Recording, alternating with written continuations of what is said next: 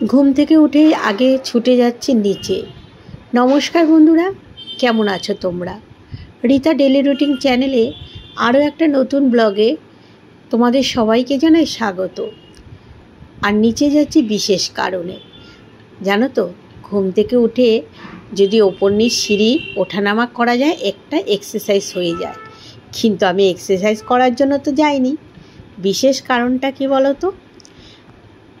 যেই আমি কল খুলে মুখটা একটু ধুতে গেছি, দেখলাম কি আর বলবো তোমাদের, এক ফোঁটাও জল নেই।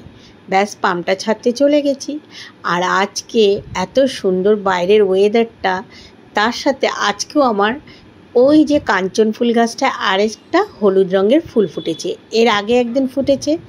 আর অনেক দিন পর দেখছি রাস্তাটা বেশ একটু শুকনো, রোদটা বেশ ভালোই লাগছে। তবে সেরকম প্রখর রোদ না, একটু ব্রাইট, চারদিকটা ঝলমল করছে। আর যেটুকু ফুল, ছোট্ট বাগান, এইটুকু ঘুম থেকে উঠে তোমাদের দেখাতে বেশ ভালো লাগে। আর মিঠুকে বলছি, দাঁড়া একটু ওয়েট করা, আমাকে দেখে হুমড়ি খেয়ে পড়েছে। আর এই দেখো আমার পরিস্থিতিটা দেখেছো? নাকের নিচটা আমি হাত লাগাতে পারি না, পুরো জ্বর ঠোসা ভর্তি হয়ে গেছে। এইবার কদিন বৃষ্টিতে জামা কাপড়ে যা পরিস্থিতি হয়েছে, কিছু কিছু জামা কাপড় গতকাল তো আমার ঘরে, মামনির ঘরে ছড়িয়ে ছিটিয়ে দিয়েছি। তারপর এখন আবার রোদ দেখে ভাবলাম যে ঘরের মধ্যে কয়েকটা আছে সেগুলো বের করে এখানটায় দিয়ে দিই। চলো বেডরুমের অবস্থাটা তোমাদের দেখাচ্ছি। কর্তামশাই ঘুমিয়ে আছে, বেডরুমটা একটু অন্ধকার। চলো, দেখলে তো বেডরুমের কি অবস্থা। আমি কিন্তু আর লাইট অন করে তোমাদের দেখাচ্ছি না। কেন বলো তো, ও ঘুমিয়ে আছে। সারাদিনে সেই দুপুরে খাওয়া দাওয়ার পর 1-1.5 ঘন্টা ছেলে রেস্ট দেয়, মানে বলে বাবা তুমি গিয়ে একটু ঘুমাও। তারপরে তো আবার বিকেল হতে হতে গাড়ি চালাতে বেরিয়ে যায়, রাত 12টায় আসে। ঘুমাতে ঘুমাতে প্রায় 1টা-1.5টা।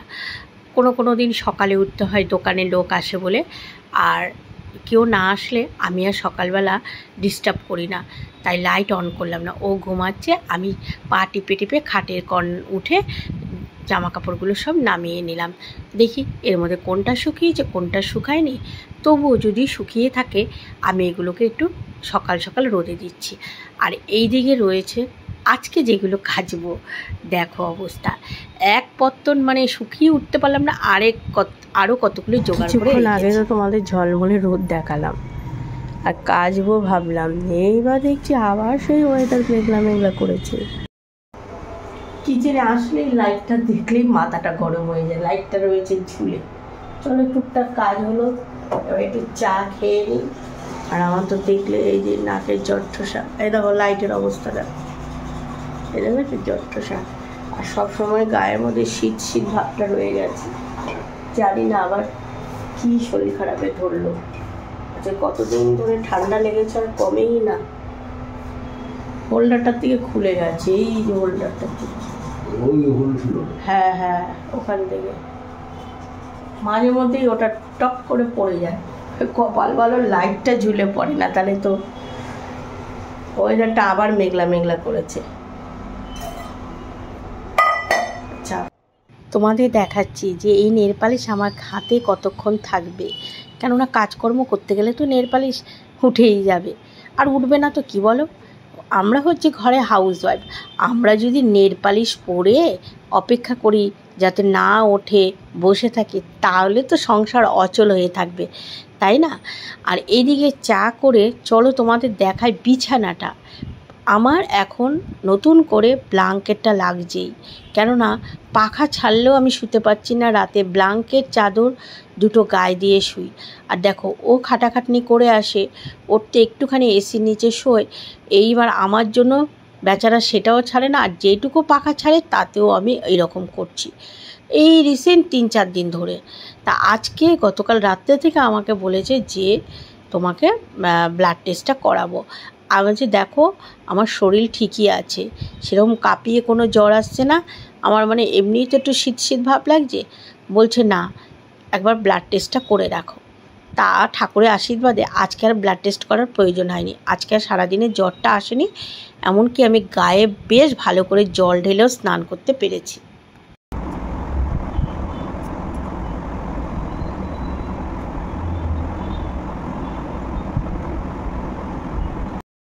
অনেক দিন পর বিছানায় একটু রং চঙের চাদর পাতলাম।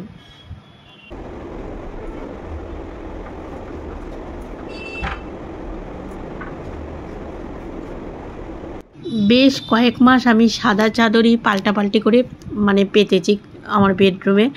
তা আজকে একটু অন্যরকম চাদর বলে রুমটা বেশ একটু অন্যরকমই লাগছে।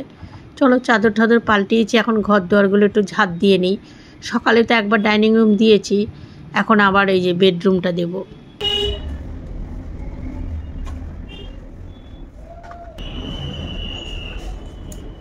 এদিকে বাঁশির আওয়াজ পাচ্ছ, আবার কাছলা বালা এসছে। এই এক এক সময় শীত লাগে, এই এক এক সময় ঘিমে অস্থির। চলো বেডরুমের কাজ তো মোটামুটি হলো। এই দেখো কাজ করতে করতে আবার বসে পড়লাম। আমাদের বাড়িতে ত্রিপুরার 3 তলায় একটা বোন থাকে, তা ওর ননদের বিয়েতে ওরা গেছিলো। তা আসার সময় ওদের ওখানেও জল বৃষ্টি কিছু সবজি নিয়ে এসেছে ত্রিপুরার থেকে। ফ্লাইটে এসছে, বললো দিদি আনারসটা কেটে নিস, তাহলে ঠিক আছে। এই দিকের কাজ ঝাড় দেওয়াটা বাকি ছিল, ওই যে ডাস্টবিন দিয়ে আসলাম। তারপরে ওপরে বোনটা এসে সবজি দিয়ে গেল, ওর সঙ্গে দাঁড়িয়ে বিয়েবাড়ির একটু গল্প করলাম। আর ত্রিপুরার ওর ননদের বিয়েতে আমাদেরও কিন্তু নিমন্ত্রণ ছিল, কিন্তু সেই নিমন্ত্রণ তো যাওয়া হলো না। বুঝতেই তো পারছো, মামনির এই কাছাকাছি হলে যেতাম।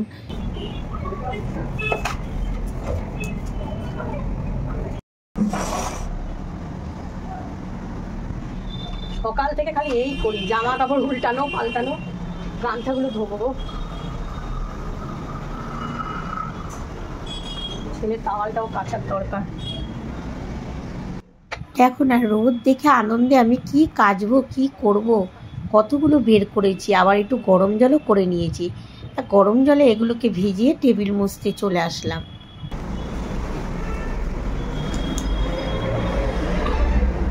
ঠান্ডা জল খাস না বাবু, যা ওয়েদার পড়েছে আমার তো নাকের নিচ দিয়ে। এই রোদ হচ্ছে না তো, মেঘলা মেঘলা ওয়েদার, নাকের নিচটির জ্বরটা সব পড়ে। টেবিল মুছতে গিয়ে ছেলের সঙ্গে আবার একটু কথা বললাম। ছেলেটা প্রচণ্ড ঠান্ডা জল খায়, আর এইদিকে এই জায়গাগুলো না কেমন একটু লাগছিল। তা ভাবলাম দেখ মোছার পর কি সুন্দর লাগে।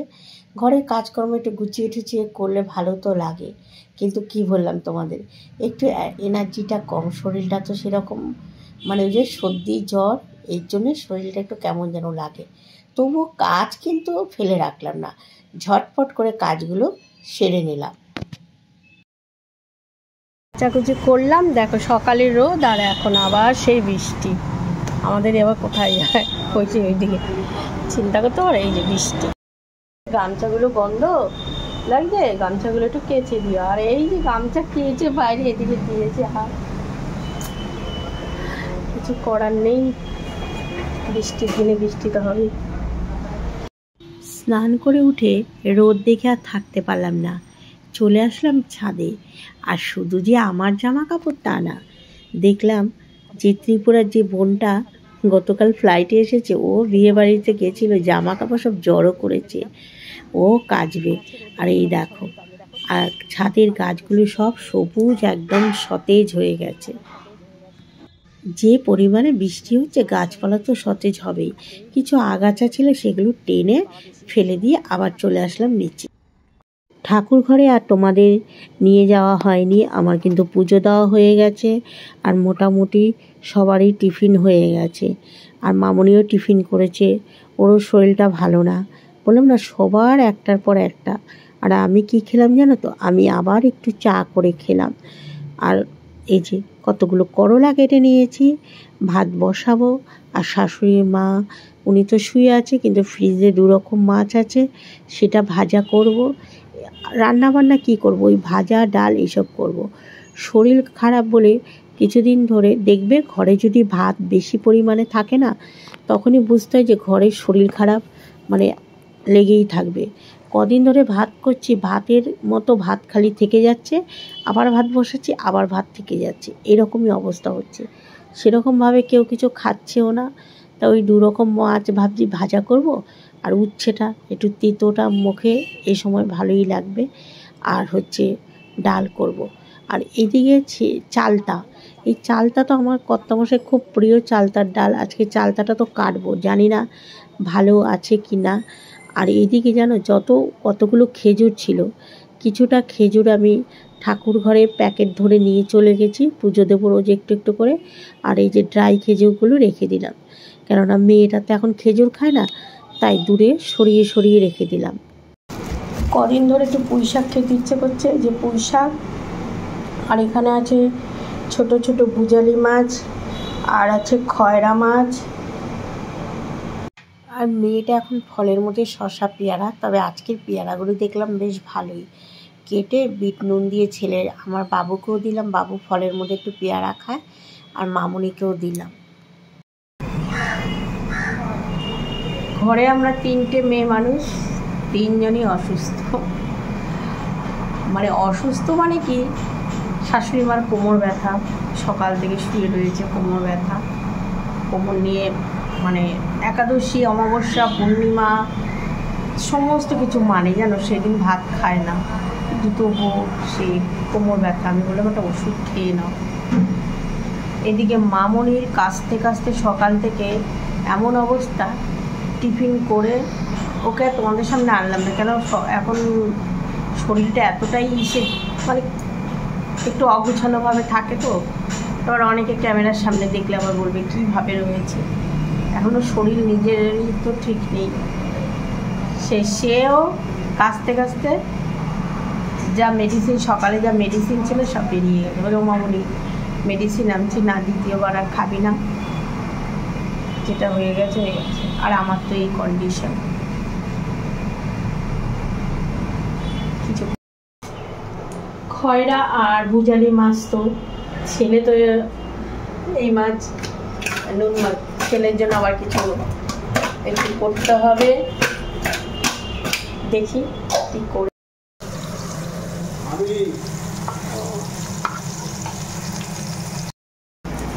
আনারস খেতে খুব ভালোবাসে আমাদেরও। এই যে করলা ভাজতে সময় লাগে, চিনি অফ করে দিয়েছি।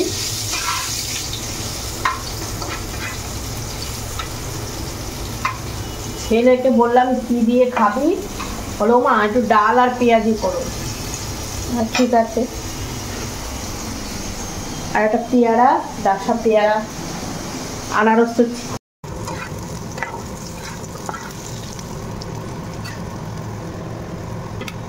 রান্নাঘর থেকে কাটাকুটি নিয়ে বেডরুমে আসলাম। এখানে কর্তামশাই দোকানের ছেলে এখন ও একটা হিসাব নিয়ে বসেছে। আর টাকা পয়সা কোনো ব্যাপারে কোনো হিসাব টিসাব যখনই যেটা করে আমাকে সামনে ডেকেই সমস্ত কিছু আলোচনা করে। কোনো সময় অনেক ঘরে থাকে যে হাজব্যান্ডরা কিছু করলে ঘরের ওয়াইফকে বলে যে হ্যাঁ তোমাদের থেকে কি বুদ্ধি নেব, মেয়ে মানুষের বুদ্ধি। কিন্তু আমাদেরও আগাগোড়া এই ধরনের, ও যখন যেটা করবে, যেটা করবে আমার সঙ্গে আলোচনা করে। তো এবার এই সময় আমি আলোচনা করতে আসলে আমার রান্নাঘরে রান্না বন্ধ করে আসতে হবে, আর আমার রান্নাঘরে বন্ধ করে আসলেও হবে না। তা আমি বললাম ঠিক আছে। তা ওর কথা এসে শুনছি, ও হিসাব করছে, আমিও শুনে নিচ্ছি। আর এদিকে আমার কাজও চলছে, এদিকে শোনাও হচ্ছে, এদিকে আমার দুদিকেই বজায় থাকছে। এভাবে কাজ না করলে তো বেলা হয়ে যাবে। আর এই যে শখের আনারসটা দেখো কেটেছি, কি অবস্থা, জল পচার মতো হয়ে গেছে। দেখো আনারস এর অবস্থা দেখো। আর যে আনারস খেতে ভালোবাসে, এই যে 3-4 টুকরো পোষে বেছে বেছে দিয়েছি, আর আমি 1 টুকরা। আসলে কিন্তু হেভি টেস্ট না, টেস্ট এখানকার আনারস সেরকম না, ত্রিপুরার একদম হয়ে গেছে, জল পচা বলেছে। কিন্তু যেটুকু ত্রিপুরা সেই সরু সরু বেগুন দিয়েছে, এটাই পুঁই শাকে দিলাম, 5 ফোড়ন, কাঁচা লঙ্কা আর একটু তেজপাতা দিলাম।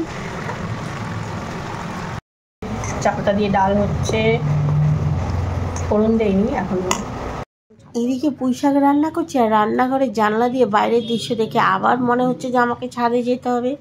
কতগুলো তো মেলে ঠেলে দিয়ে এসেছিলাম, সেগুলোকে তো আবার নিয়ে আসতে হবে, নাহলে যেটুকু জল শুকিয়েছে সেটুকু আবার ভিজবে, কারণ আবারও মেঘলা হয়েছে। আর পুঁই শাক থেকে একটু জল বেরোয়, তা এটা হতেও একটু সময় লাগলো।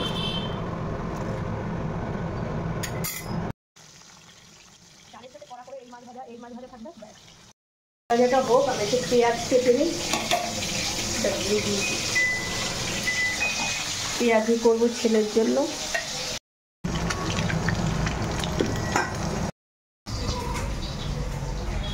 আবার এখানে জল, ভাড়াটে বোনটা আমাকে চিৎকার করে ডাকছে, দিদি বৃষ্টি আসছে।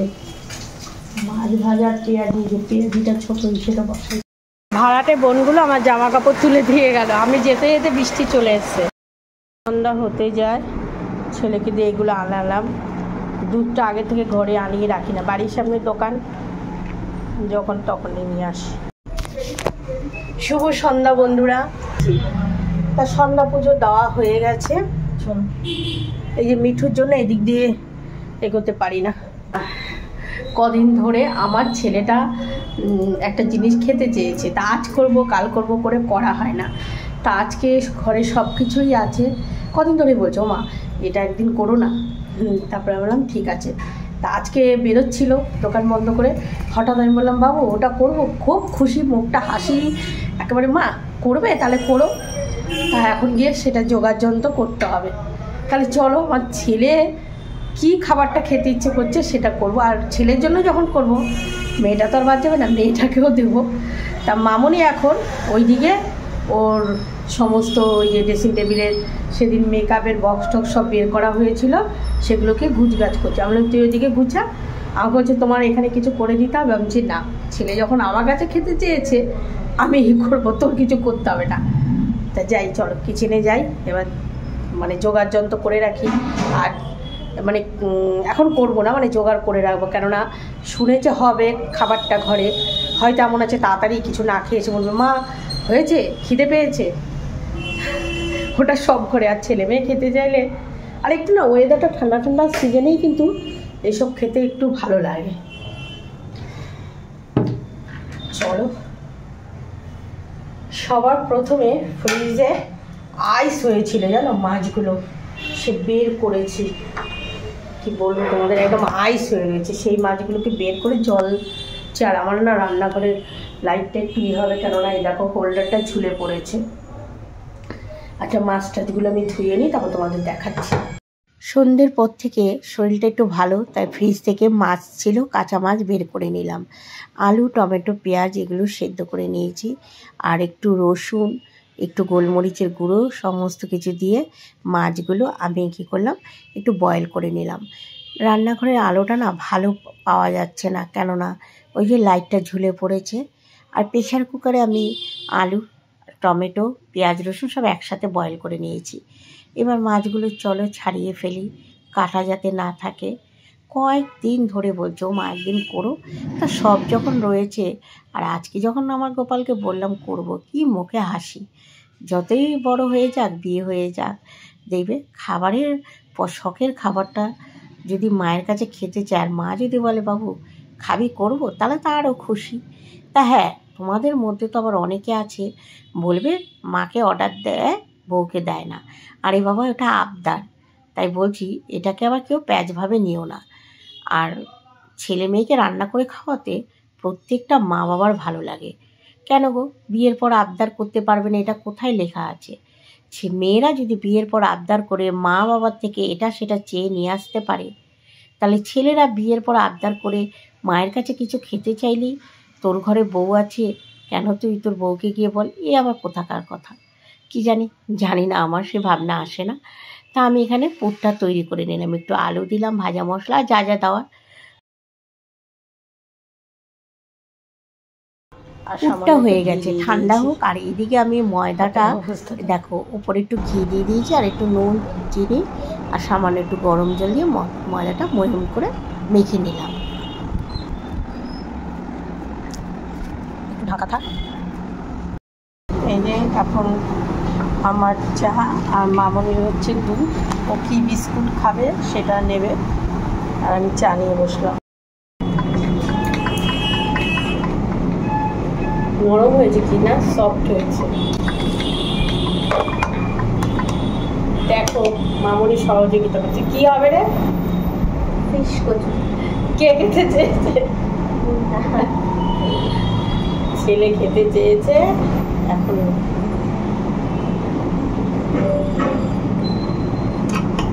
রান্নাঘরের লাইটটা নিয়ে এত জ্বালা বিরক্তি লাগে, মাঝে মধ্যে এটা দিয়ে আছে এরকম দেখিস। এদিকে মানে আমি তো পেঁয়াজ রসুন সব টমেটো সেদ্ধ করেছিলাম, তেলের মধ্যে ওগুলো দিয়ে, সামান্য তেলের মধ্যে ওইগুলো দিয়ে একটু জিরের গুঁড়ো লঙ্কার গুঁড়ো দিয়ে আলুটাও দিয়ে দিলাম। একটা কষা কষা আলুর দম হয়ে গেল, বেশি তেল লাগলো না। এটা খেলে কোনো অসুবিধাই হবে না। আর সেদ্ধ করা জলটাও ফেলে দিয়েছি, তাও মামুনি গ্যাবিটাই খেয়েছে। আর এই দেখো ফাইনাল লুক, এতক্ষণ কিচেনের আলোতে বোঝা যায়নি। ঘরে খাবার হবে বলছি। আমি খাইনি কিছু, কি খাবো আমি? বাইরে তেলে ভাজা কোন খেলে খাওয়া যাবে না। ঠিক আছে, হয়ে গেছে, সব জোগাড় করে রেখেছি। এখানে বসো। পুরোনো কৌটাটা আমার জন্য একটু রাখ, তুই নিয়ে যা।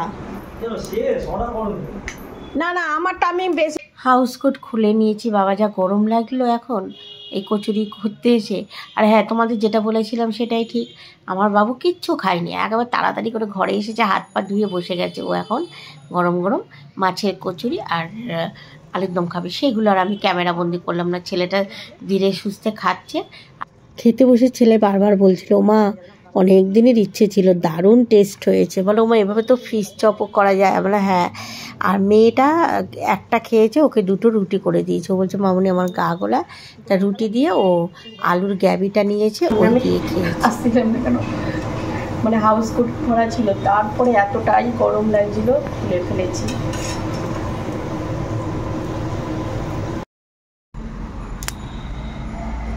অনেক রাত 12টা, ছেলে আর মামুনি খেয়ে চলে গেল। আর এই যে আমাদের টুনটুন ভোরবেলা থেকে চিল্লাচিল্লি করে।